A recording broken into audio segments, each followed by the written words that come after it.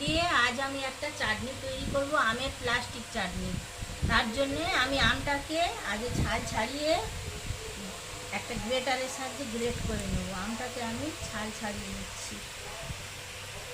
খুব কম সময়ে কম উপকরণে আমের চাটনিটা হবে প্লাস্টিক চাটনি, আমের প্লাস্টিক চাটনি।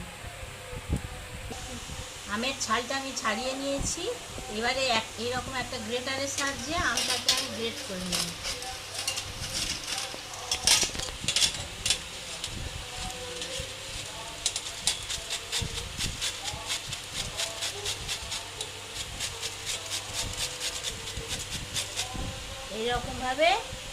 এইরকমভাবে সব আমগুলোকে আমি আগে তুলে নিই। প্লাস্টিক চাটনি করার জন্য আমটা আমার কোরানো হয়ে গেছে।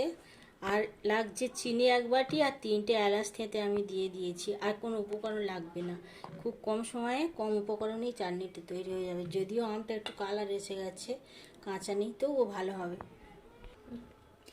ওভেনটা ধরিয়ে দিচ্ছি, একটা কড়া বসিয়ে দিলাম। চিনির শিরা তৈরি করব, তার জন্য কড়া একটু সামান্য একটু জল দিয়ে দিলাম। আর ওই ফাটানো 3টে এলাচ আর চিনিগুলো দিয়ে আমি একটা শিরা তৈরি করব।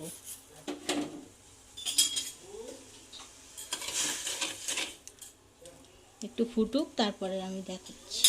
চিনির শিরাটা ফুটতে শুরু করেছে। এবারে আমগুলো থেকে জলটা নিগড়ে নিগড়ে আমি এর মধ্যে দিয়ে দেব।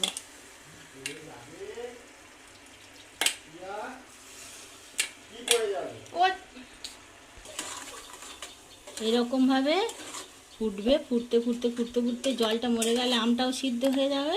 তখন আমি এটা নামিয়ে নেব। তৈরি হয়ে গেছে আমার আমের প্লাস্টিক চাটনি।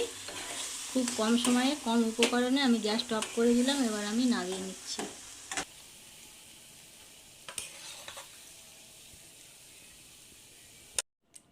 তৈরি হয়ে গেছে আমার আমের প্লাস্টিক চাটনি।